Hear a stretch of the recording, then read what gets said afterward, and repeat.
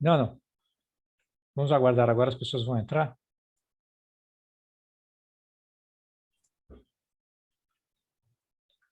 Bom dia, pessoal. O pessoal está se juntando aqui ao nosso webinar. Vou pedir uma desculpa aqui para todos vocês com relação ao horário de abertura. Tivemos um problema aí de fuso horário nas agendas.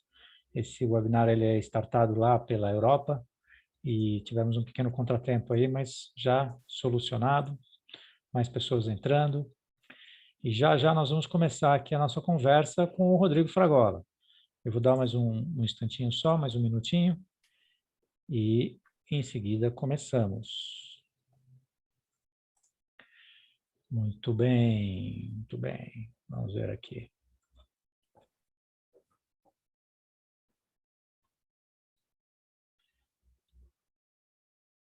Temos Arthur. Arthur veio hoje, muito bem. Maurício, boa tarde. Pinhel.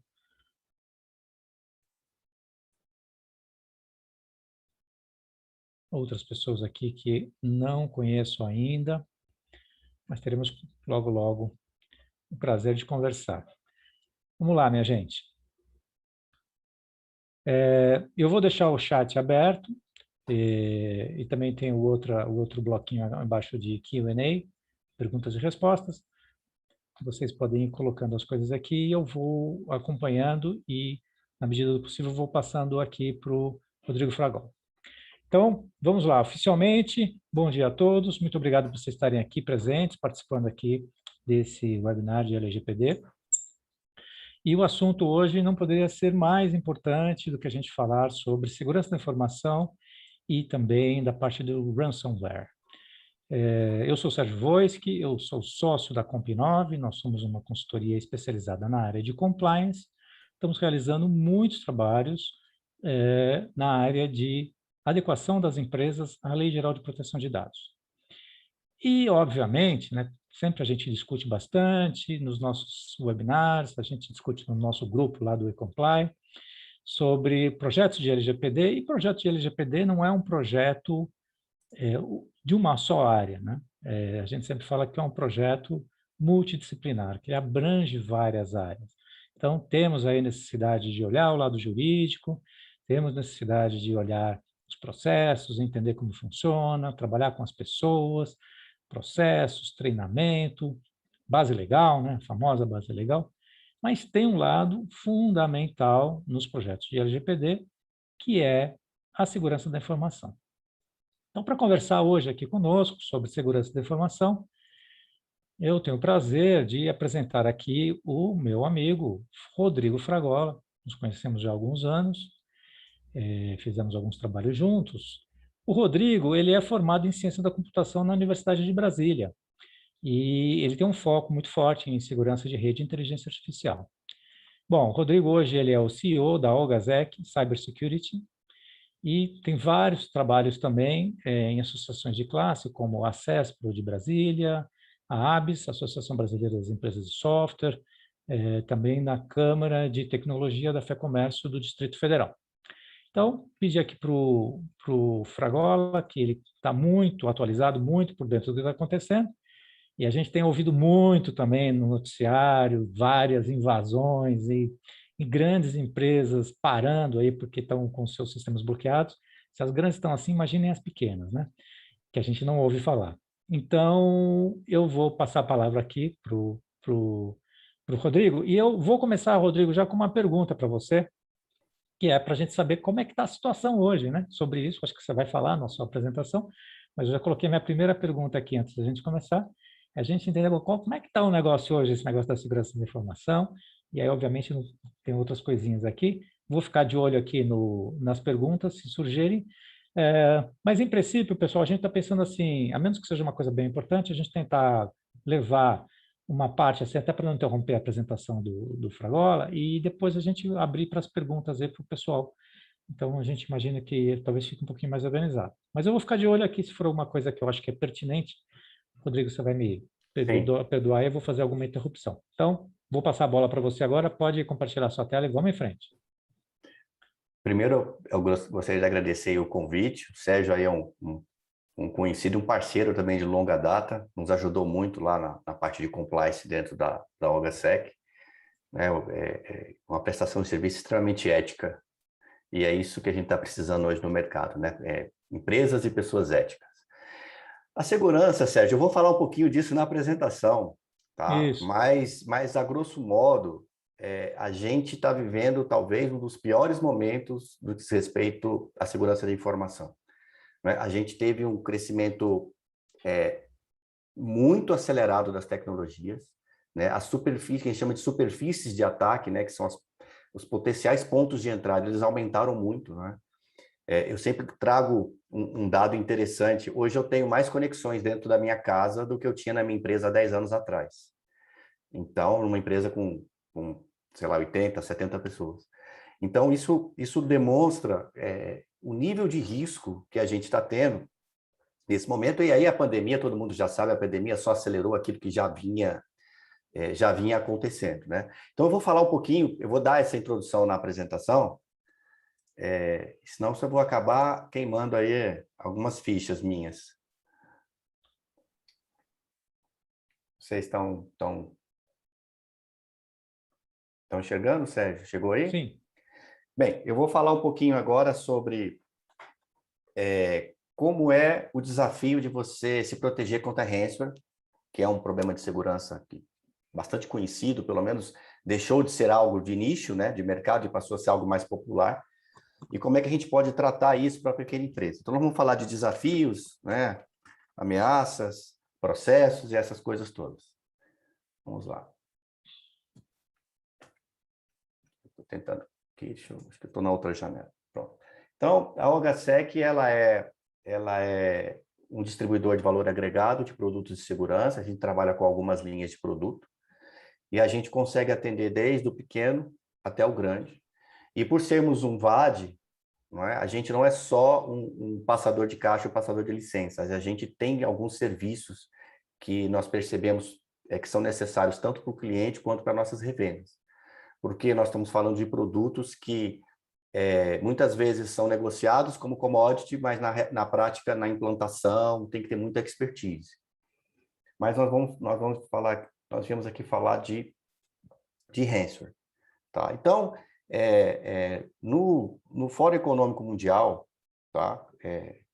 No Global Risks Report de 2021, já se apontava que o maior risco para 2021 seria o risco de segurança, principalmente riscos de curto prazo, não é? Associados a ataques cibernéticos. Então, não é uma novidade que nós estamos tendo um boom de problemas de segurança, como eu te expliquei lá atrás, em relação ao aumento da superfície de ataque, não é?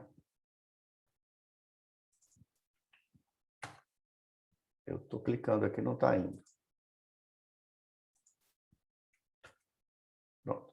Bem, a gente precisa entender como que se processa um ataque, né? Primeiramente, a gente tem essa classificação aqui do Cyber Kill Chain, que é um conceito utilizado pelas Forças Armadas Americanas, né? Então, a gente tem, primeiramente, uma etapa de reconhecimento, onde o atacante coleta as informações das redes sociais, coleta DNS, faz uma série de pesquisas para entender como ou uma vertical inteira funciona ou como um cliente específico funciona. Eu vou tratar desse assunto um pouco mais na frente. Depois, existe a concepção de que tipo de armamento vai ser utilizado, né? Qual o artefato, que a gente chama comumente de artefato de ataque, vai ser utilizado. Que tipo de exploit, que tipo de malware, como é que serão os vetores de entrada.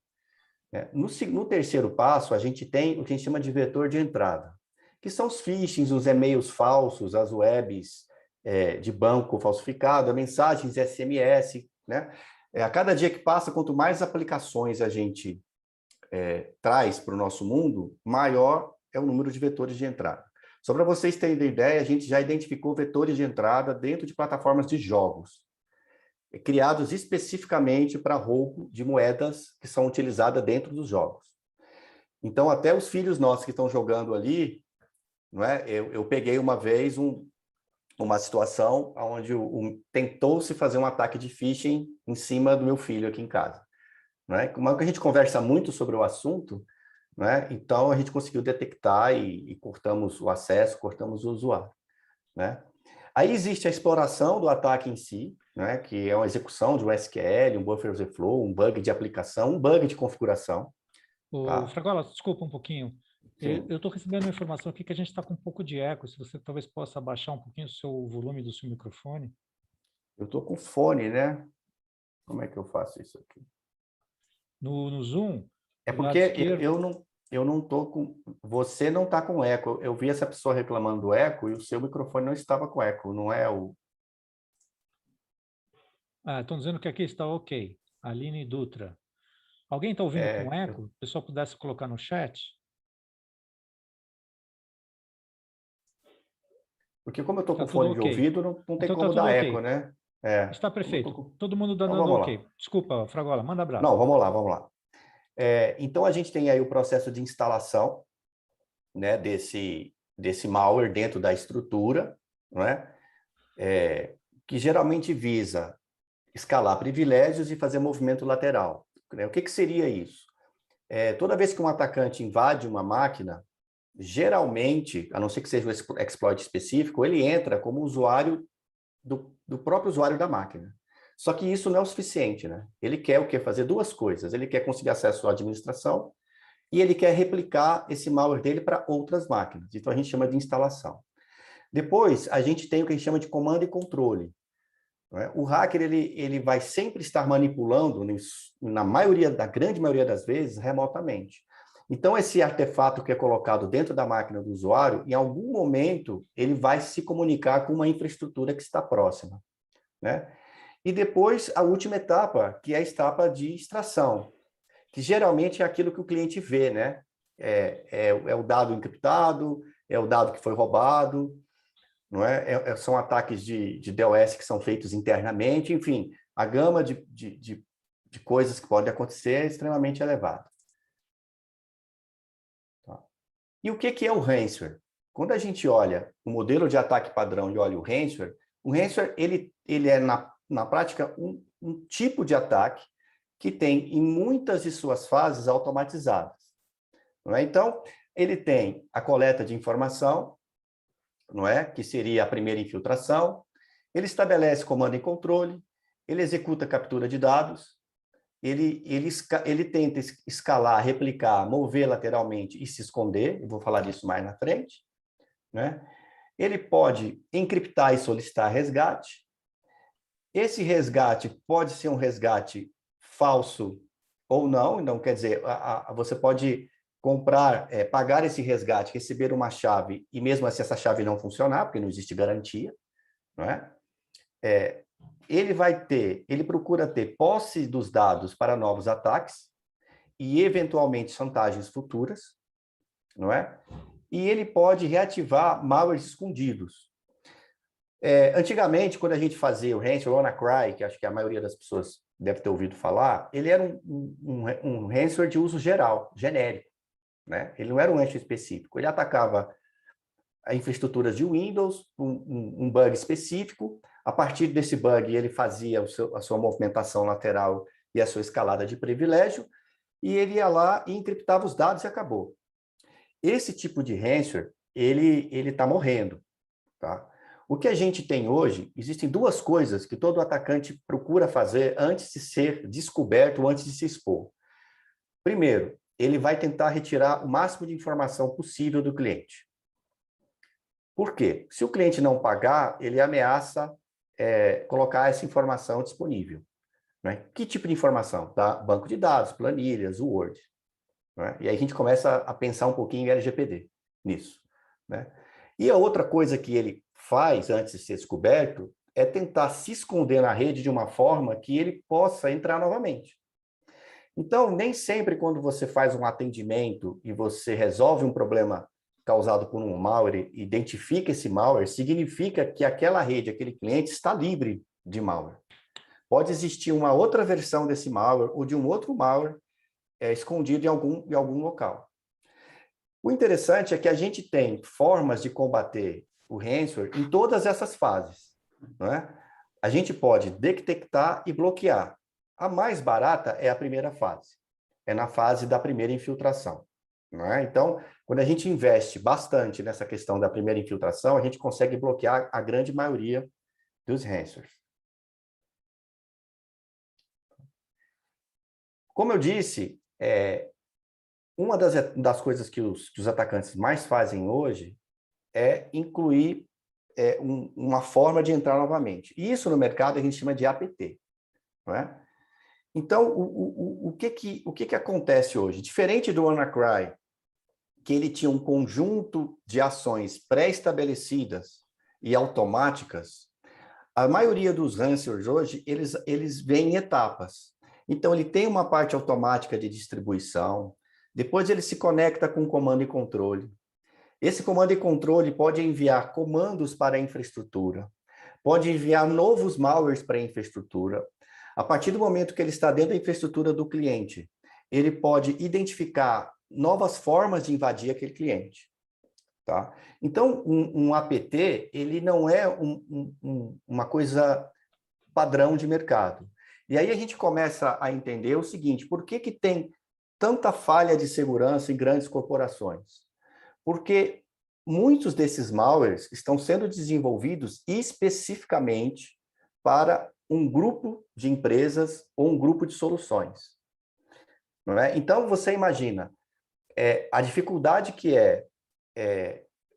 uma empresa se defender de um atacante que está ali 24 horas por dia só pensando em como invadir um determinado ambiente, certo?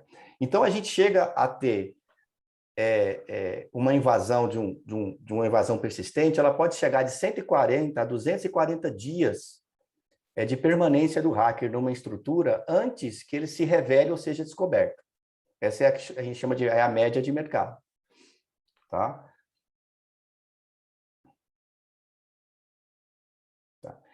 E por que nós tivemos esse boom, né? De 2020 para cá, 2021, a gente está quebrando recordes. Tá? Primeiro que tivemos um aumento da superfície de ataque. Seu celular tem 50 aplicativos, sua empresa que tinha 1, 2 sistemas agora tem 15, temos coisa na nuvem, temos coisas no home office, temos coisas espalhadas para tudo quanto é lado. Tá? Então, isso significa que o número de formas de se infiltrar, o número de opções de exploit, eles aumentam. Tá? Então, as redes também perdem agora as suas fronteiras. Elas já tinham perdido a fronteira com o cloud, né? Muitas empresas migrando aí para a área de cloud, e agora com o home office isso explodiu. As pesquisas dizem que pelo menos 30% da mão de obra que foi para home office não deve voltar mais para o escritório. Não é? Então, aquela fronteira que existia entre empresa e mercado, né, empresa e internet, ela não existe mais. Nós temos uma interconexão forte com a cadeia de suprimentos. Então, você se conecta online com os seus fornecedores, com os seus clientes. Você precisa que o seu fornecedor esteja funcionando para que você consiga funcionar. E isso é demonstrado hoje com a crise do abastecimento nesse final agora de pandemia, não é? Onde você não consegue, às vezes, evoluir o seu negócio porque o seu fornecedor não tem material, porque o fornecedor do seu fornecedor não tem material. Então, essa interdependência da cadeia de suprimentos traz uma fragilidade de segurança. Por quê? Se você pensa de segurança na sua empresa, o seu fornecedor não, e ele é invadido, a sua produção para. Não é? A moeda digital favorece a rentabilização, isso já é uma coisa antiga, né? A gente tem o maior uso do Bitcoin hoje, para o mercado de transações não muito lícitas, né? Ilícitas. Tá? O crime organizado está enraizado nesse processo, então a gente não fala mais daquele cara da faculdade que por curiosidade invadiu, não, a gente está falando de crime organizado, de quadrilhas, que estão envolvidas em N coisas, e uma delas é ransomware. Tá? E todas elas se utilizam do anonimato da internet, tá? E de um processozinho hoje muito interessante chamado RAS, que eu vou explicar na próxima transparência. Tá? Nós tivemos um problema nos últimos 10 anos que a gente sabe, né, que supostamente os governos travam uma guerra entre si de superioridade tecnológica. E dentro desse contexto de superioridade tecnológica, existem as equipes de hackers, existem as equipes de segurança que cuidam não só da segurança, como se preparam também para eventuais ataques e etc. O que a gente percebeu é que o mercado privado da área de segurança tem absorvido muitas pessoas que antes atuavam na área governamental e agora atuam na área privada, não é? Inclusive em outras áreas de inteligência, de banco de dados e etc. E isso trouxe uma expertise muito grande, porque o governo ele não tem limites do ponto de vista do investimento para se conseguir uma informação, não é? E agora essas pessoas estão no mercado. Então a gente tem grupos que estão trabalhando na área de segurança que vendem informação para um lado e vendem informação para outro lado, ilicitamente, obviamente. E isso tudo inserido num contexto de guerra de quinta geração. Tá? Eu não vou entrar muito no detalhe aqui, vou trazer um exemplo apenas, tá? Mas a área de ataque cibernético e de ransomware, ela está no contexto da guerra de quinta geração, onde você tem grupos de hackers que atacam um determinado perfil de cliente, outros grupos de hackers que atacam o perfil oposto de clientes. Então, quando você olha o quadro geral, né, você percebe que existem preferências de certos grupos, né, para determinados tipos de cliente. O que é, então, o RAS? Tá? O RAS é Ransomware as a Service. Antes, para a gente trabalhar, para um hacker mexer e desenvolver um ransomware, tinha que ter muito conhecimento técnico. Hoje, isso tudo virou serviço. Então, basicamente, você tem... isso aqui pode mudar um pouco, dependendo do grupo, mas você tem 4 tipos de operadores no Ransomware as a Service. Você tem... O primeiro operador é o infiltrador. O infiltrador é aquele cara que não entende nada de tecnologia, tá? Não entende nada, e ele encomenda um ransomware. E o que é a função dele? A função dele é fazer com que esse ransomware seja executado dentro da infraestrutura do cliente. Ele pode usar as técnicas normais de infiltração, e-mail, mensagem falsa e etc. Ou uma coisa que a gente tem observado, que é os ataques internos. Então, o infiltrador ele pode ser um cara de fora, que nunca não conhece a tua empresa e mandou um e-mail qualquer, e ele pode ser um cara de dentro. Tá? A partir do momento que se estabelece o alvo, a vertical, o grupo, você tem aí o fornecedor do malware. O fornecedor do malware, ele não vai pegar um malware pronto e dar para o infiltrador. Ele vai olhar, infiltrador, que tipo de mercado que você quer pegar? Vamos dar um exemplo, mercado de saúde, né? Que tem uma série de máquinas de exame que tem um nível de segurança baixo. Eu quero desenvolver malware para esse mercado de saúde, para esse tipo de máquina. Mas não vou falar nem marcas nem nomes aqui para não ficar comprometer ninguém nisso. Não é? Esse fornecedor de malware ele vai pegar um malware conhecido, vai fazer algumas alterações nele, vai testar esse malware em relação aos antivírus, tá? E vai fornecer o infiltrador. Só para vocês terem uma ideia, você pegando um malware que é detectado pelo vírus total em 100% dos antivírus, se você faz 15 minutos de modificação nele, só metade dos antivírus pega. Estou falando de 15 minutos de trabalho. Uma pessoa que está 24 horas por dia pensando nisso, obviamente, ela vai ter uma eficiência muito, muito maior. Tá? Esse fornecedor de malware, ele vai linkar esse projeto dele a um operador de comando e controle. Quem que são os operadores de comando e controle? São aqueles caras que ficam com servidores na internet, geralmente num país onde não existe contrato de extradição, onde não existe legislações mais fortes em relação a se colocar serviços de internet, onde é impossível que os serviços secretos cheguem e façam uma apreensão de computador, e a partir desse local, eles vão operar o malware desenvolvido pelo fornecedor e entregue pelo infiltrador. E a gente tem um quarto componente desse processo, que é o cara que arrecada, não é? As pessoas têm a ingenuidade de achar que o Bitcoin não é rastreável, né? Então, o Bitcoin é rastreável, sim. Então, a partir do momento que você paga numa carteira de Bitcoin, rapidamente o arrecadador tem que sumir com esse dinheiro dessa carteira, para dificultar mais ainda a arrecadação. Então, ele vai transferir esse dinheiro para várias outras carteiras, que vão transferir para várias outras carteiras, e esse dinheiro vai desaparecer em algum momento, não é? Então, se o operador, se a carteira que você está recebendo o dinheiro, ela está dentro de uma jurisdição de um país, eventualmente, aquele país pode bloquear aquela transferência. Mas se ela sair rapidamente e for para um outro país, que muda para outro país, nós temos que lembrar que a operação é mundial. Isso dificulta absurdamente qualquer tipo de rastreamento. Tá? Então, quais são as características do Rasa as a Service?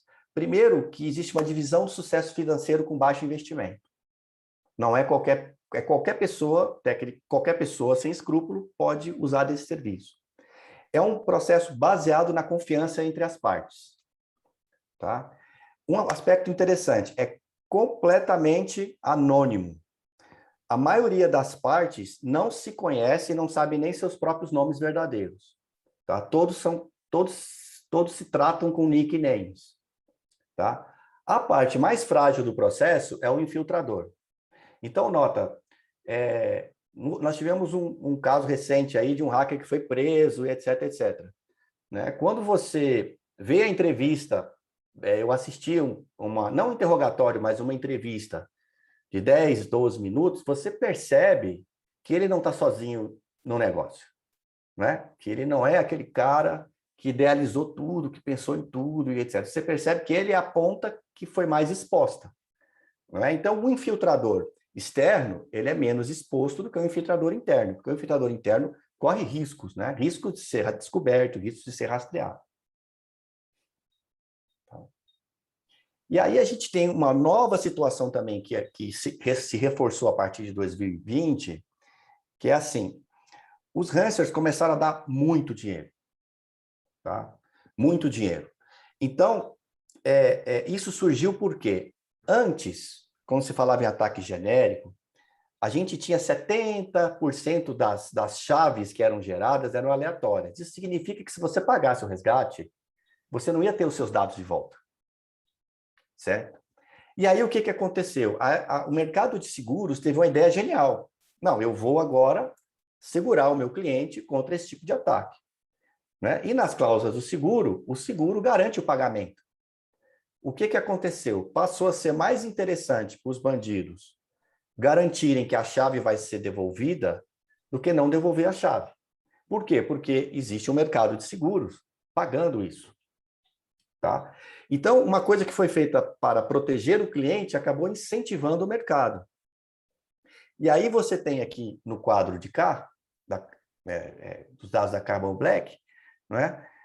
Quanto ganha um desenvolvedor. E você percebe que a média de pagamento de um desenvolvedor de ransomware é maior do que a média nos Estados Unidos ou na Alemanha ou na Inglaterra. Tá? Chega a ser 3 vezes mais que no Brasil. Então, nota, existe todo um mercado hoje que foi gerado por essa condição de se pagar os resgates. Porque o ideal, numa condição de sequestro, é você não pagar o resgate. Se você paga o resgate, você financia a operação. Quanto mais a operação for financiada, mais especialistas estarão atuando nessa operação.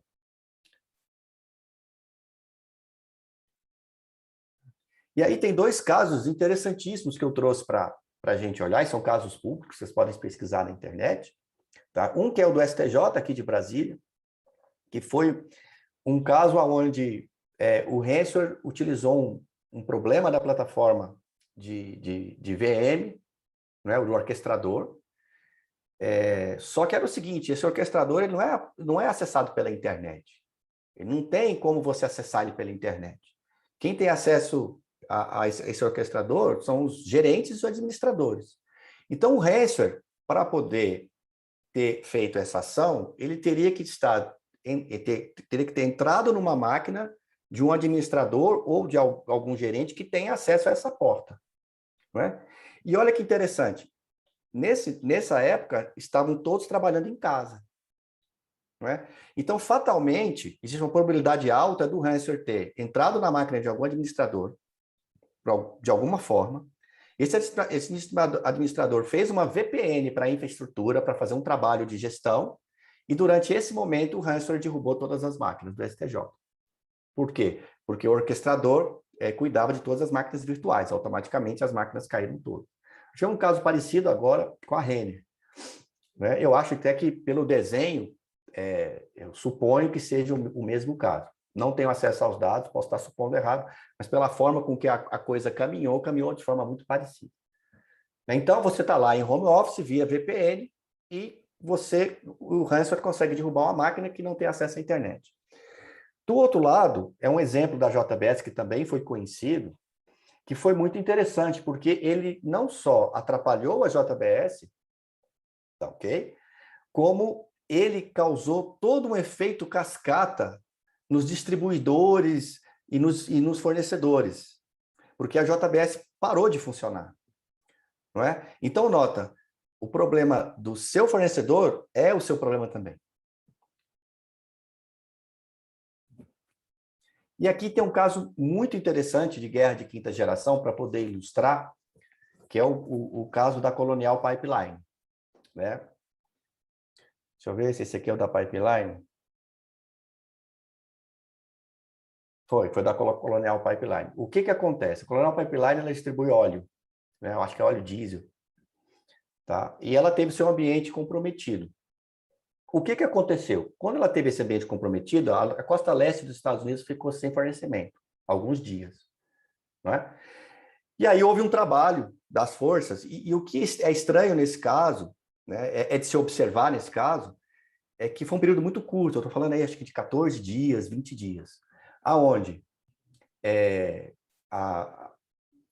fizeram a investigação, descobriram quem era o grupo, tá? Quem descobriram quem era o grupo mandou uma nota pedindo desculpas e pedindo para os seus associados, né, os infiltradores, não atacarem determinado tipo de alvo. Aí passou alguns dias, todos os servidores de comando e controle desse grupo foram desativados. Tá? Então, assim, considerando a dificuldade de se rastrear um ataque, de se esperar, então, que, de algum modo, a equipe que fez essa investigação já tinha algum tipo de acesso a esse grupo, seja via infiltração, seja via algum tipo de conversa. O que é estranho é justamente em menos de 14 dias, eles acabarem com toda a operação deles, inclusive de outros ataques que existiam, que estavam acontecendo. E mais, eles conseguiram pegar o dinheiro de volta. O dinheiro foi depositado numa carteira Bitcoin, de uma conta, acho que nos Estados Unidos ou num país afiliado, e esse dinheiro foi bloqueado, e o dinheiro foi devolvido. Tá? Teve uma perda aí, porque na época o Bitcoin tem esse problema, né? 20% para cima, 20% para baixo é o normal. Mas, nota, eles conseguiram achar o hacker, desmontar a operação, os hackers pediram desculpa por ter atacado o alvo, ainda devolveram o dinheiro. Isso é antológico para mim, eu nunca vi isso desse modo. Né? E aí, quando você fala em segurança, você tem várias formas de se tratar o assunto. Assim, tem vários frameworks que você pode tratar o assunto. Né? Então, a gente tem identidade, gerência de risco, treinamento, né, checagem de segurança, gerência de incidentes e etc. Não é? Então, quando a gente olha esse arcabouço, a gente fica um pouco perdido no que a gente faz. O que o mercado entrega hoje? Ele entrega MSS, terceirização, ele entrega SOC, monitoramento, ele entrega teste de segurança, com Blue Team, Red Team, Yellow Team, tem mais uns 3 ou 4 cores aí diferentes. Ele entrega teste de engenharia social, ele entrega serviço de inteligência e ameaça, ele entrega DevSecOps, gestão de risco, monitoramento contínuo, centro de tratamento de incidente, comitê de crise, sala de guerra. Resumindo, quando você olha o que você precisa, tá, para poder fazer uma segurança legal, você fica extremamente preocupado, porque o seu negócio não é segurança, o seu negócio é outra coisa. Uma empresa grande, um banco que tem uma maturidade, os bancos eles são do mercado privado que tem a maior maturidade, né? Nessa questão da segurança, porque tudo deles é digital e etc. Eles têm de 20 a 40 fornecedores de segurança diferentes. Quer dizer, até a gestão dessa equipe é uma gestão cara, é uma gestão difícil. E isso explica muito o sucesso dos ataques, não é? Mesmo um banco, ele não tem nível de segurança máximo em toda a instalação dele. Então, ele tem nos servidores que estão para a internet, nos servidores de conta, etc., um nível de segurança absurdo, que é bem diferente do nível de segurança da estação de trabalho, ou do celular, ou do home office do funcionário. E aí, quando você olha para as outras empresas grandes, isso também ocorre. Então, o que significa? Significa que mesmo as empresas que investem, elas têm níveis de segurança diferentes, e os atacantes exploram muito isso. Por quê? Porque como o custo de distribuir é muito barato, eu não preciso que todas as empresas caiam no golpe. Eu preciso que algumas empresas caiam. Eu não preciso que todos os funcionários cliquem no link malicioso. Eu preciso que alguns cliquem no link malicioso. Né? Então, a dificuldade de uma Colonial Pipeline, né, mexe com o petróleo, mexe com uma coisa estratégica, de fazer segurança, é alta. Por isso que hoje, de certo modo, eu estou até gostando muito desse aspecto que está acontecendo hoje. As pessoas estão falando de segurança com menos pudor. Porque antes, ser atacado era uma coisa que mexia muito no ego das pessoas. E isso atrapalhava muito os processos de defesa, porque ninguém queria trocar experiência, ninguém queria conversar sobre o assunto para não se sentir exposto. E agora, como a coisa cresceu muito, a troca de informações está muito maior. E isso ajuda muito a área de defesa. E isso é um dos aspectos que faz com que boa parte das empresas procure algum serviço terceirizado de segurança. Por quê? Porque os profissionais focados em segurança, eles estão sempre conversando entre si, trocando informação, seja de forma formal ou informal. Já aquele profissional que está ali, que é o que faz tudo, né? Instala banco de dados, web, internet, e ali tem alguma coisa de segurança para fazer, ele tem tanta coisa para fazer que ele não consegue focar no assunto. E aí a segurança, ela mora no detalhe. Isso é um grande problema também. Quando está tudo funcionando, você não vê segurança. E se você não implementa as coisas no detalhe, você não consegue atingir o nível de segurança que você acha que você tem. Então, eu já antecipei essa questão aqui da grande empresa, não é? Que o nível de segurança diferente lá dentro da companhia é explorado pelos atacantes e por isso que você consegue tanto sucesso. E o pequeno, como é que fica nessa história? Né? O primeiro erro do pequeno é achar que ele não corre risco. Não é? O que acontece hoje? É mais fácil eu atacar um banco ou um fornecedor do banco? Fornecedor do banco. É mais fácil eu atacar o fornecedor do banco ou o fornecedor do banco? Que nem sabe que fornece para o banco. Então, a gente está inserido numa cadeia de fornecimento que nós temos que tomar muito cuidado com o nosso negócio em relação a isso. Muitas PMEs têm parque desatualizado ou pirateado. É uma realidade nacional isso. Isso é cultural. A gente encontra muito isso. Tá? Pouco ou nenhum dispositivo de segurança.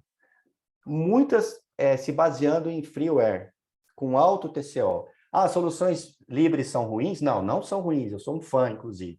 Mas elas têm um custo de manutenção muito alto. Elas dependem muito da qualidade do profissional. E aí, quando você fala de cruzar custos, né, quer dizer, a empresa já não quer pagar a licença, será que ela vai pagar bem o profissional? Pouco provável. Então, existe um conflito de interesses entre a tecnologia que você adota e a mão de obra que você traz. Tá? Ser assessorado por empresa não especializada é uma outra realidade. As empresas preferem contratar alguém que faça tudo do que contratar especialistas. Né? O baixo orçamento, sem nenhuma verificação ou norma clara de uso de equipamentos, promiscuidade no uso das soluções, muita gente baixando e testando coisa. É muito comum hoje você ter um aplicativo para fazer uma coisa, um aplicativo para editar o vídeo, outro aplicativo para colocar não sei o que no vídeo, não é?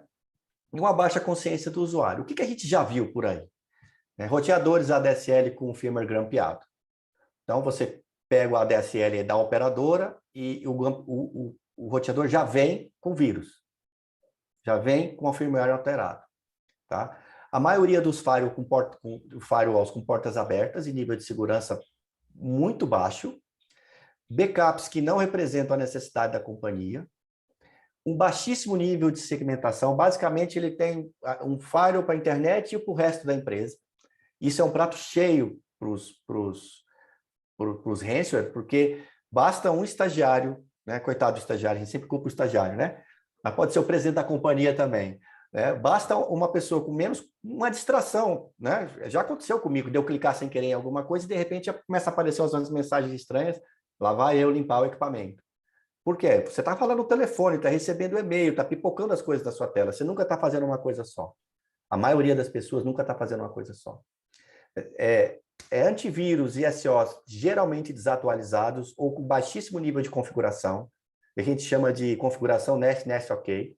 Né? O cara vai dando enter, vai dando nest, depois dá um ok, funcionou, ele vira as costas e vai embora.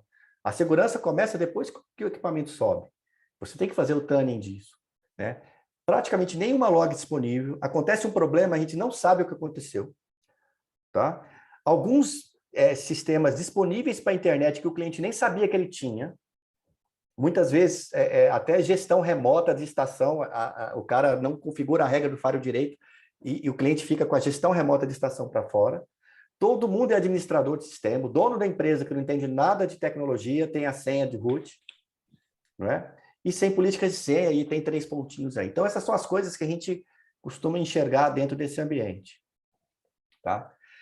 Para olhar para a PME, não dá para pegar aquele quadro gigante e falar, bem, agora nós vamos fazer tudo aqui. Isso não existe.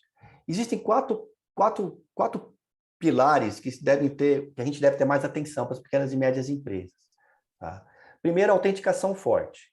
A gente deve olhar com carinho para todas as autenticações que existem dentro da empresa. Que tipo de senha está sendo usada, a troca da senha, as políticas, se tem duplo fator ou não, se usa token. Eu preciso fazer forte em tudo? Não, não preciso. Mas existe um patamar mínimo que até hoje não foi atingido pela maioria das empresas.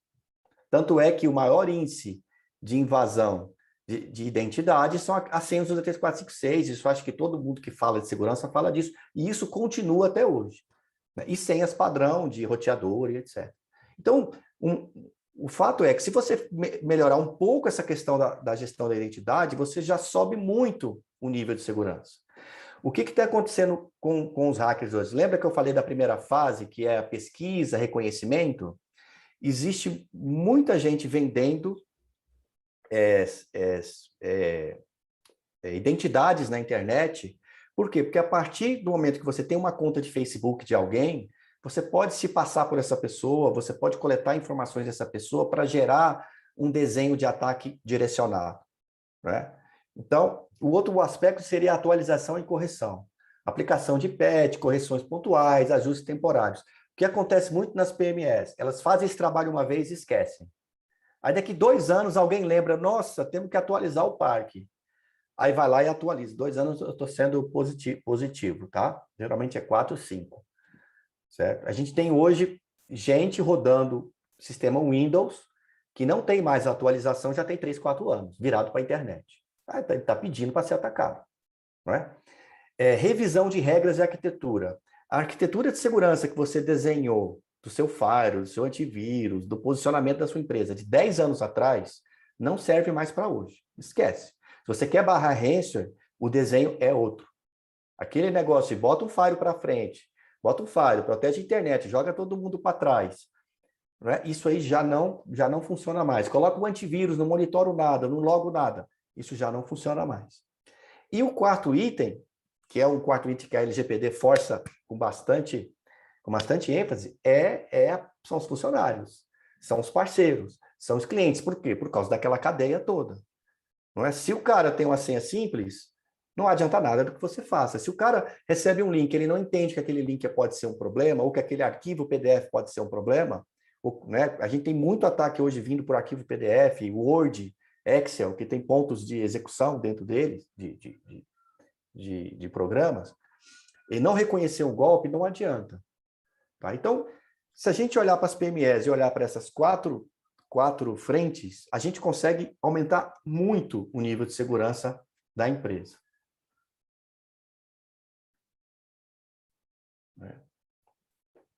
Então, aquilo que eu comentei, né? Os elos mais fracos dentro da estrutura hoje que a gente tem que ficar atento, primeiro, é o usuário que eu já comentei, né? O Brasil teve um dos maiores vazamentos da história. Foi mais de 220 milhões de brasileiros, não, foram 240 milhões de CPFs. Tem mais CPF que brasileiro vivo.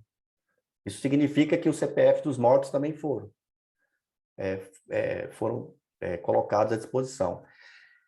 Algumas tabelas dessa na internet chegam a ter 36 campos. Nome do pai, nome da mãe, nome do filho, primeiro endereço, segundo endereço, terceiro endereço, PIS, CPF, identidade, nome da primeira esposa, nome da segunda esposa, 36 campos.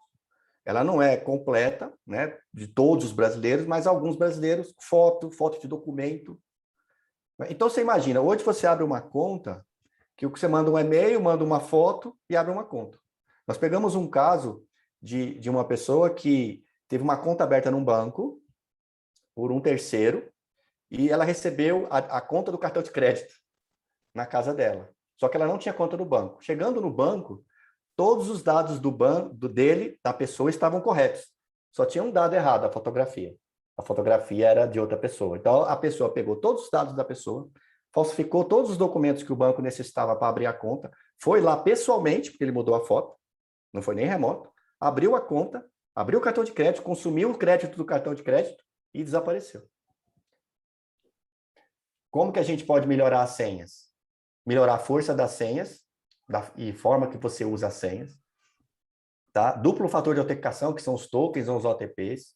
O contexto e o rastreamento são dois itens novos que as pessoas não conhecem muito, que é assim, se eu sempre trabalho em um determinado período, por que eu tenho que acessar no domingo e no sábado? Então, é pelo tempo. Se eu estou trabalhando em Brasília ou em São Paulo, por que tem um acesso vindo da Romênia? Ou da Rússia? Não é? Se eu sempre faço acesso a determinados módulos, sou de RH, utilizo os módulos de RH. Por que está liberado eu acessar os módulos contábeis, por exemplo? Ou os módulos financeiros? Não é? E o outro ponto é o rastreamento. Eu entrei numa plataforma, alterei uma conta, fiz um registro, paguei um negócio. As plataformas têm que ter o rastreamento do que você fez.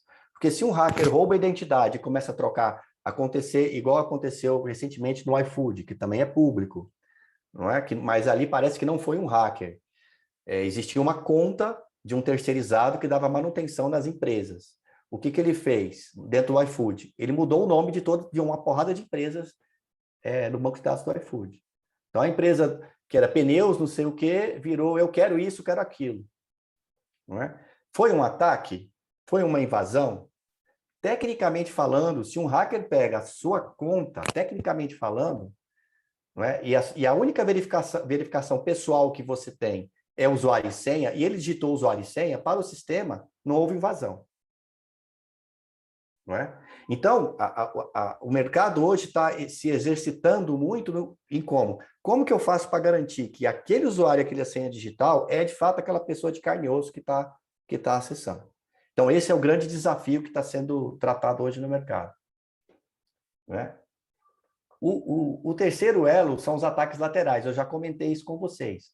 Né? O hack da SolarWinds, a SolarWinds é uma empresa que fornecia sistemas de gerenciamento para energia solar, e ela atendia uma série de empresas nos Estados Unidos. O que aconteceu? Ela sofreu um ataque, o hacker inseriu dentro do código-fonte do produto que a SolarWinds fornecia para o governo americano um backdoor. Então, quando a SolarWinds divulgou esse produto novo para o governo americano, todo mundo que atualizou o serviço passou a ter um backdoor que o hacker poderia utilizar para invadir o sistema. E isso durou alguns meses. Certo? Então, esse é o típico do ataque lateral. Semana passada, a gente recebeu um informe de um ransomware que ele é especializado em alterar código-fonte. Então, o objetivo dele não é destruir o sistema operacional, não é encriptar, não é nada. Ele vai lá, inclui uma função e uma chamada de função dentro de um código-fonte. E aí o cara compila o programa dele sem perceber que existe uma outra coisa lá que não foi ele que colocou e passa isso para os clientes dele. Não é? E o outro são as falhas de processo. Não é? Então, a gente tem, por exemplo, falhas antigas, igual essa do Linux, que passam-se anos, né, 7 anos, E existem ainda, estão operacionais ali.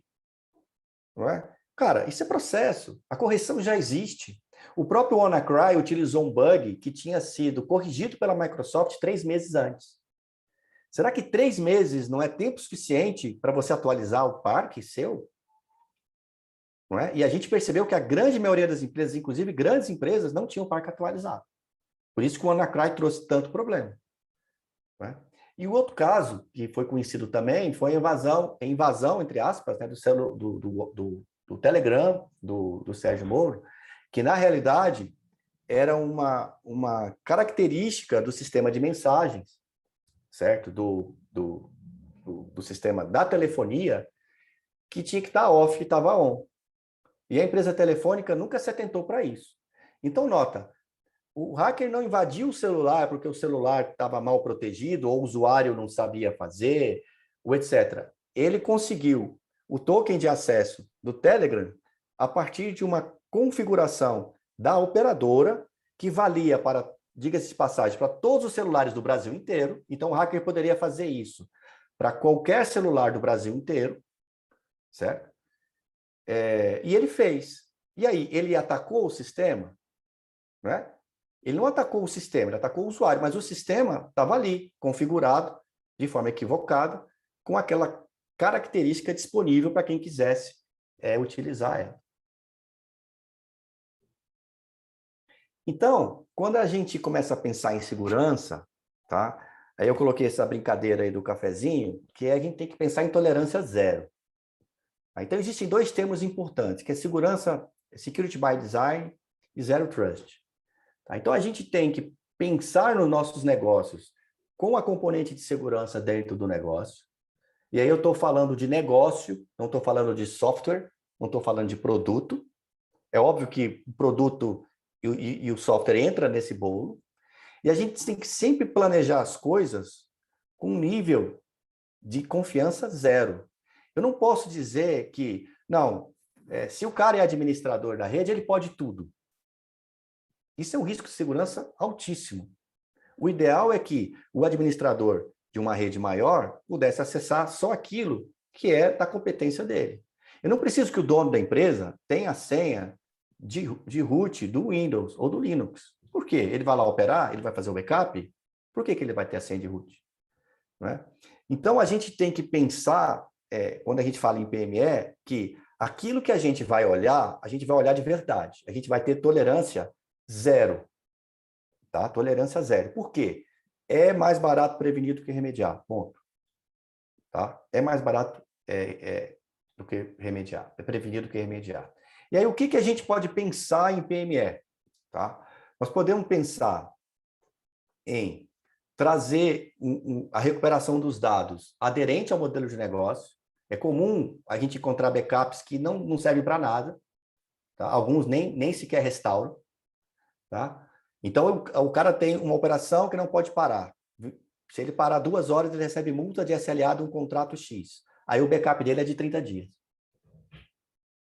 Então, você está dizendo para mim que se você parar e tiver que subir o backup, que é a última frente de batalha contra o ransomware, eu vou ter que recuperar dados de 30 dias para poder continuar a operação? Não é? Então, a gente tem que pensar na estratégia aderente ao negócio. A gente tem que revisar a infraestrutura. Está todo mundo com um projeto antigo. Não é uma coisa que pouca gente olha. Muito da segurança que a gente consegue fazer já está disponível no ambiente do cliente.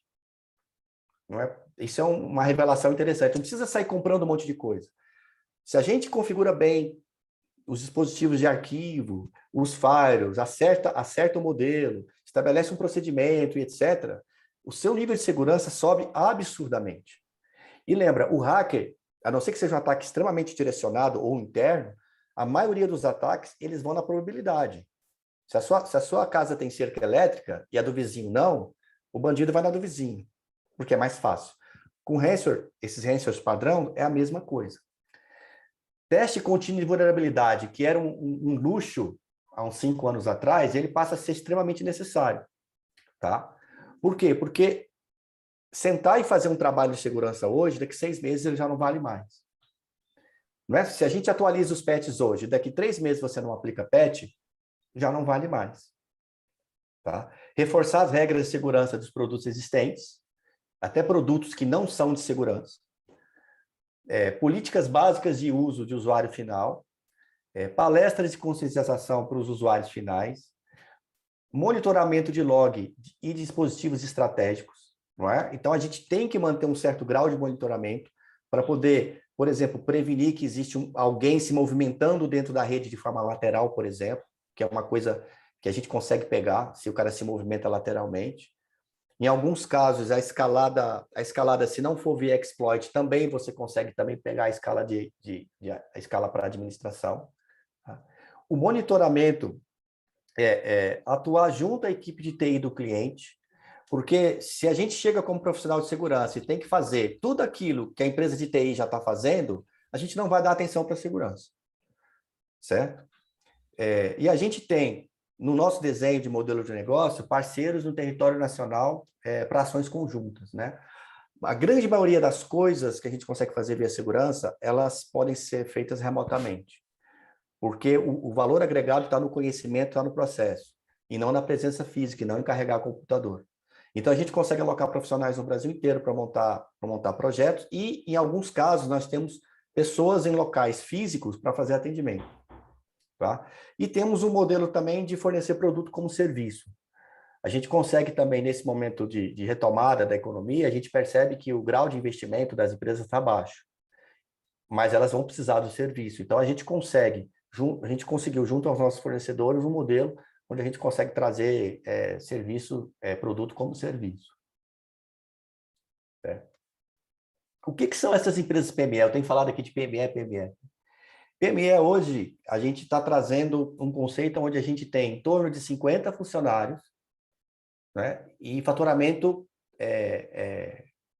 anual de 7 a 100 milhões de reais. Por que esse é de 7 a 100 milhões? Porque nas verticais você tem empresas que faturam 7 com alta lucratividade, não é? Ou com baixa lucratividade, você tem empresas que faturam 100 milhões com alta lucratividade ou com baixa lucratividade.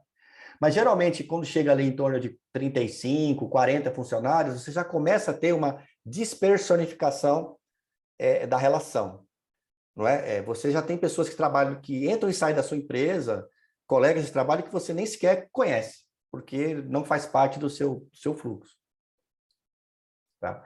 As PMEs têm um outro problema, mesmo as de 100 milhões, que você não consegue fazer abordagens setoriais, igual você faz com um banco, por exemplo. De dizer assim, não, eu vou fazer uma super segurança nesse sistema e aqui eu vou esquecer. Como o número de pessoas é pequeno, a gente tem muita sobreposição de função. Então, a gente encontra muita gente trabalhando em muitas coisas que se cruzam. Tá? Então, você não consegue pensar a PME sem virar e falar assim, não, eu preciso ter um nível de segurança 3, um nível 3, por exemplo, no mínimo, a maioria deles estão nível 0 ou 1, tá? Eu preciso subir a minha empresa para o nível 3 e em alguns pontos eu faço o nível 5. Mas eu não consigo manter, por exemplo, um grupo com nível 1. Por quê? Porque como tem muito interrelacionamento entre as pessoas, esse nível 1 pode prejudicar o nível 5. O foco é sempre procurar tratar o assunto com inteligência e aproveitar os recursos que já existem. Ah, mas aqui eu tenho um firewall Linux, um firewall de outra marca, um antivírus de outra marca. Isso aí é irrelevante. Né? A gente consegue extrair a melhor segurança possível daquele dispositivo que está ali naquele momento. Não é? Então, com essa estratégia, e atingindo os 4 pilares, seguindo com a ideia de zero confiança, atingindo aqueles pontos que eu comentei, a gente consegue subir o nível de segurança rapidamente, num tempo mais curto, a um custo menor, dado que a gente tem encontrado no mercado. E aí, fica aqui para vocês um questionário que a gente preparou para medir a maturidade da segurança de informação da sua empresa. Então, você pode apontar o celular aí para esse scanner, ele vai aparecer um link, aí você preenche os dados, são múltipla escolha, tá, gente? Não é um questionário que tem que escrever nem nada, é em torno de uns 10, 15 minutos no máximo para preencher. É importante que a pessoa tenha um conhecimento de TI básico, né? Saiba o que é um servidor, o que é um firewall, né? Entenda mais ou menos o que está acontecendo dentro da sua empresa, ou o que você contratou, e etc. E a gente trata daqui de 6 grandes áreas dentro da companhia, tá? E quando você preencher esses dados aí, a gente vai receber os dados do outro lado, nós vamos olhar para o questionário e vamos te devolver. Não é automatizado, tá, gente? Então, por isso que não pode, não é, a resposta não vem na hora. Nós vamos ter um técnico que vai olhar, vai entender e vai te dar um diagnóstico do ponto que você está e as coisas que você poderia melhorar dentro do teu ambiente, tá? E eu queria agradecer aí a oportunidade, Sérgio. Muito obrigado. Uau! Bom, Rodrigo, eu não sei se o pessoal está aliviado ou assustado. Não, Porque, eu porque acho que assustado está todo mundo já, né? Acho que eu não consigo é, assustar mais do que já está o pessoal assustado. Não consigo? porque realmente você trouxe... o Hulk chegou. I did not want to interrupt you because your speech was amazing. Thank you for the slides so I could follow. I cannot understand Portuguese well enough, but I can read it. I fully agree with everything you say. I know the pain of securing the systems. Yes, very happy to have you.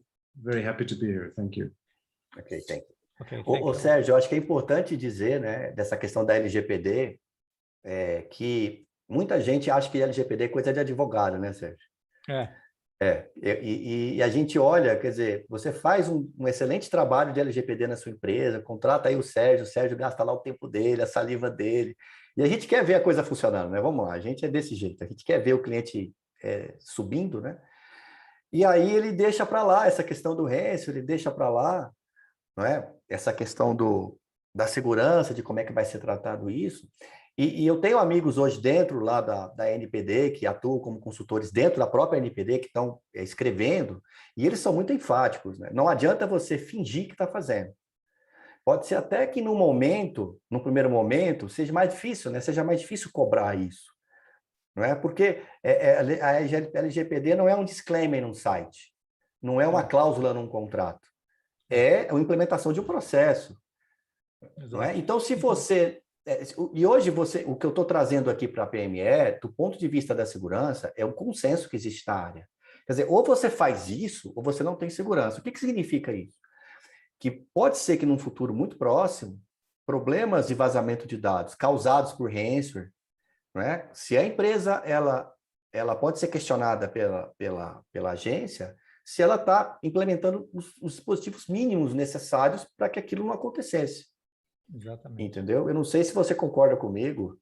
Inclusive, Fragola, não sei se você viu, já faz questão de um mês, um pouco mais, saiu, né, um checklist, que é o primeiro que eles colocaram, de medidas de segurança da informação para empresas, negócios de pequeno porte. E ali fala, muitas das coisas que você falou, multifator de autenticação, de você aplicar todos os patches. Então, tem várias coisas que a gente está falando, que até para o negócio de pequeno porte, que a NPD já colocou, olha, pessoal, você é de pequeno porte, mas você também precisa se preocupar com essas coisas aqui. Uhum. E a primeira questão que tem nesse checklist chama-se Política de Segurança da Informação, que é uma coisa que a gente bate muito nessa tecla nos projetos de LGPD. Nós temos algumas perguntas aqui, eu acho que ainda dá tempo, nós estamos aí dentro do horário, nós acabamos começando um pouquinho mais tarde, né? Então, com isso, acho que a gente pode fazer aqui as nossas respostas. Vou pegar a primeira. Qual é o primeiro passo que um DPO ou encarregado de dados deve dar ao receber um ataque a seu banco de dados? Bom, eu vou falar do meu lado, depois eu vou pedir para o Fragola. Uhum. A primeira coisa é precisa saber se o DPO vai ser a primeira pessoa a saber. Tá? Provavelmente não. Não. Né? Então, ele precisa ser, primeira coisa, eles têm que ser informado. Porque se você tem algum sistema de monitoramento, se você tem alguém que está monitorando o seu ambiente, talvez seja essa pessoa que saiba primeiro que está acontecendo alguma coisa, porque caiu uma máquina, caiu, como ele falou, a VM lá do caso lá do tribunal, então eu imagino que se alguém estava monitorando aquilo, descobriu o que aconteceu, né? E aí começa a avisar. Bom, o ideal é você ter um plano, pelo menos alguns passos iniciais do que você vai ter que fazer no caso desse. Tá? E tem que levar em consideração o tamanho da empresa, o tipo da empresa, se você atua só com pessoa física ou com jurídica. Então, tem alguns passos, né? Desde você fazer um fato relevante na bolsa, se for uma ação, uma empresa que é negociada em bolsa, mas para isso, né, você tem que juntar lá o comitê de crise e ver em que momento da fase você tem que fazer essa comunicação, como você tem depois, se tiver um problema de vazamento de dados, você tem que avaliar a extensão, se houve dano substancial, lá como diz a lei, tem algumas regrinhas já sobre isso, fazer a comunicação à NPD, se for o caso, né? E depois você também vai ter que comunicar aos clientes se você fez um vazamento de dados de pessoas físicas, né? Mas eu acho que tem outras coisas importantes na área da segurança, e eu acho que o Rodrigo poderia falar algumas coisinhas aqui O de Sérgio que você cobriu, faz quando você descobre que você está com um problema, né? o Sérgio cobriu bem. É o que a gente chama de plano de resposta a incidente. O DPO, o grupo responsável por segurança, ele é assim, os problemas de segurança de TI transcendem a TI, né? Você já deixou isso claro. E mais, ele envolve também os fornecedores. Então, o que você tem que pensar é o seguinte, o meu negócio funciona dessa forma. Quem são os stakeholders do meu negócio?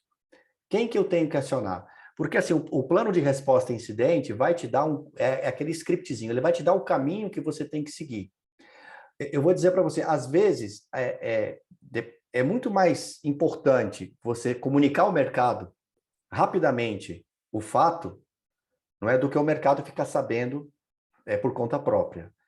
Então, nesse ataque, teve um fornecedor envolvido, eu tenho que acionar o fornecedor. O plano de resposta a incidente, ele vai te dar esse script, não é? E ele vai te dar agilidade. O grande ponto disso tudo que você falou, Sérgio, é velocidade. Porque, assim, se o incidente vai ser resolvido em 1 hora, ou em 10 dias, ou em 1 mês, é um outro problema, não é? Mas a resposta para a comunidade, seus clientes, os seus colaboradores, seus fornecedores, ela tem que ser rápida, certo? E aí não dá, por exemplo, para quando acontece um problema, e você falou uma coisa muito interessante, que é assim, existem muitos incidentes de segurança que os donos das empresas nem ficam sabendo o que aconteceu, não é? E isso é um negócio ruim, sabe por quê? Porque a empresa não aprende com o erro. Então, o gestor do banco de dados descobriu que tinha uma conta com a senha em branco. Ele vai lá e apaga a conta ou muda a senha e fica calado. Mas qual foi o processo, né, que fez com que essa conta ficasse em branco? Então, quando você faz um plano de resposta a incidentes, você gera um comprometimento da equipe de que elas têm que informar algo para que uma ação coordenada seja feita, para que exista uma ação de correção, para que exista um aprendizado e muito importante, que ninguém seja punido por isso. Não é? O que a gente coloca sempre, É. desculpa interromper, assim, nessa parte de registros em geral, é muito importante você gerar evidências também, né? Então, desde a solicitação do titular de dados, os incidentes que porventura você tenha na sua operação, você registrar isso tudo. Primeiro, como ele falou, de você aprender, né? Você começar a perceber, puxa vida, toda semana eu estou tendo um usuário em branco na base de dados. Deve ter alguém que está fazendo isso daí. E também o aspecto de você mostrar que você está dando a devida atenção. Então, você gera evidência no momento que você for questionado, judicial ou extrajudicialmente, de que você realmente está fazendo a lição de casa, você está tentando se proteger, não só a proteção de dados pessoais, mas como proteção da informação como um todo, né? Exatamente. E todos esses procedimentos, políticas, eles têm níveis. Não é? Às vezes a gente fala política de segurança, algumas pessoas baixam a cabeça e começam a balançar, não, vou ter que fazer 300 páginas de papel, né? Não é assim. A gente consegue estabelecer um projeto que tem uma evolução contínua partindo de determinadas sementes que são básicas. Não é? Então, por exemplo, quando eu falei que é importante as pessoas saberem que elas precisam fazer esse registro e que elas não serão punidas por coisas que não foram definidas ainda, é o que faz com que o processo funcione.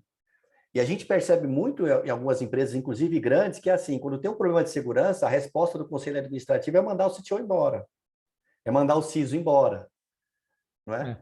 É mandar o CIO embora. E não é isso que é a solução do problema, né? Vai trocar de CIO, o problema vai continuar.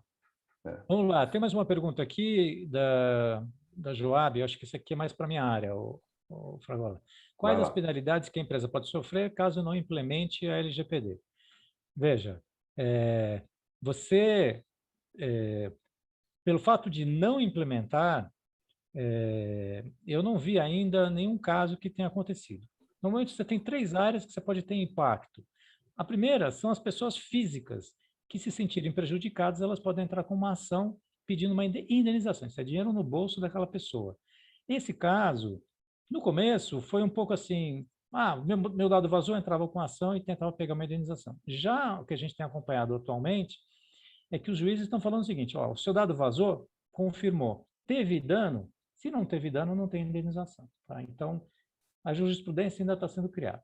O segundo lugar de impacto que você tem em termos de penalidade é essa autoridade, que é a ANPD, que ela tem algumas sanções que ela pode aplicar.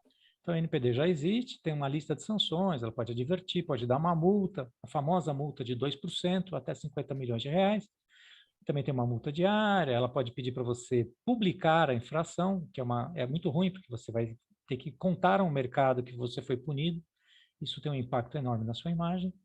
E ele pode pedir para você parar de usar o dado ou então eliminar uma base de dados.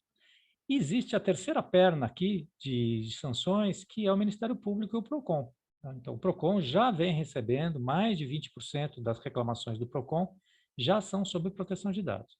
E existe o convênio, né, entre as associações dos PROCONs, né, esqueci o nome lá da Secretaria de Defesa do Consumidor, já fez um convênio com a ANPD. Então, essas coisas vão chegar na ANPD. Só que junto com o PROCON, normalmente você tem o Ministério Público. E o Ministério Público tem aplicado sanções judiciais, mesmo antes da LGPD, quando era só com base no Código de Defesa do Consumidor. Então, o pior dos mundos é você ter lá o Ministério Público entrando com uma ação contra você, a ANPD te sancionando em alguma coisa e pessoas físicas movendo uma ação contra você. E tudo isso pode acontecer ao mesmo tempo. Tá? O que os economistas chamam da tempestade perfeita. Muito bom. E você falando que eu vou botar medo nas pessoas, né? E o último que nós temos aqui é o uso de planilhas para a geração de relatórios pode ser considerado um risco? Bom, depende, né? Se você tem dados sigilosos, se você tem dados de pessoas físicas, se você guarda essa planilha de qualquer jeito, se você fica mandando essa planilha para o WhatsApp para cima e para baixo, você começa a aumentar o risco, né? Agora, do lado específico de vírus e essas coisas, você comentou, né, que esses aplicativos do Office, eles permitem a execução de código dentro deles. Isso, né? Exatamente. Ou seja, o dentro risco, de uma planilha pode vir um vírus. o risco que você tem é a cópia, né? Cópia da planilha. Eventualmente, pode sim, mas geralmente esses vírus eles vêm de fora. Raramente você tem uma situação onde o vírus infecta a planilha. Geralmente ele é inserido e depois ele é repassado. Ou seja, mas eu acho que você abre uma planilha que alguém te passa uma planilha e fala, veja aqui os resultados do último semestre. E você acha que é realmente o resultado do último semestre, você clica lá, ele abre e tem um vírus dentro. Isso, exatamente. E geralmente essas planilhas elas vêm com senha, para evitar que o antivírus do e-mail pegue. Então, ele manda a planilha com a senha, e aí ela vem cifrada, o antivírus do e-mail não pega, e aí geralmente ele manda a senha no mesmo e-mail. Está aqui a senha do arquivo, aí você digita a senha e você é infectado. Mas você é infectado na hora que você abre o arquivo ou você tem que Na hora que você abre o arquivo. Na hora que você abre o arquivo e habilita as macros. Sabe o botãozinho assim, habilita edição ou habilita macro? Você tem que sempre ter na configuração do Office, lá solicitar autorização para habilitar a macro. E aí você só habilita as macros se você tiver muita certeza de que quem está entregando o documento é a pessoa. Correto. Muito bem, eu acho que conseguimos aqui responder as perguntas, não tenho mais nada no chat, já temos algumas pessoas saindo, completamos 1h10, desde a hora que a gente abriu a sessão. E eu queria, Hulk, would you like to say final words? Yes, thank you, Sergio, thank you, Rodrigo. Sorry for the confusing start. I learned today that we need a contingency plan, something Rodrigo has also spoken about, managing the risks, and next webinar we need a backup. We'll make sure to have the backup. Thank you for hosting this. Thank you for the slides. It's always nice to have the visual support. Thank you for answering all the questions on the chat. It was a great pleasure. Okay, Hulk, thanks very much. Yes, thank you. Contingency plan would be very good for next time. A ideia que nós Promise. estamos falando aqui é que na próxima vez precisamos de um plano de contingência para abrir o webinar. Né? Então, ele foi uma das coisas que ele comentou que ele aprendeu aqui da palestra do Rodrigo. Tá certo. Rodrigo, eu queria It's agradecer muito correct. a sua participação e, bom, continuamos juntos, né? Vamos continuar Exato. fazendo outras conversas mais para o futuro. Quem sabe, né, quando a gente tiver novidades aí e mudar esse ambiente, quer dizer, quando mudar vai ser provavelmente para pior, né? Mas aí novas tecnologias e tal, acho que a gente vai poder chamar você de novo aqui para vir aqui explicar para a gente, né, para onde que o nosso mundo está indo nessa parte da segurança da informação. Eu queria agradecer a todo mundo aqui que participou, fez as perguntas e nos assistiram até agora. Desculpar mais uma vez pelo atraso ali na entrada, a gente teve um probleminha aí de fuso horário. E contamos com vocês nos próximos webinars que vão surgir, vocês vão ser avisados. Existe todo um processo de divulgação aqui do pessoal do eComply. Queria desejar uma boa tarde a todos. Boa tarde, gente. Um abraço. Tchau, tchau. Até Thank a you from próxima. eComply. Have Tchau, a tchau. wonderful day. Bye, bye. Bye-bye. Bye, bye.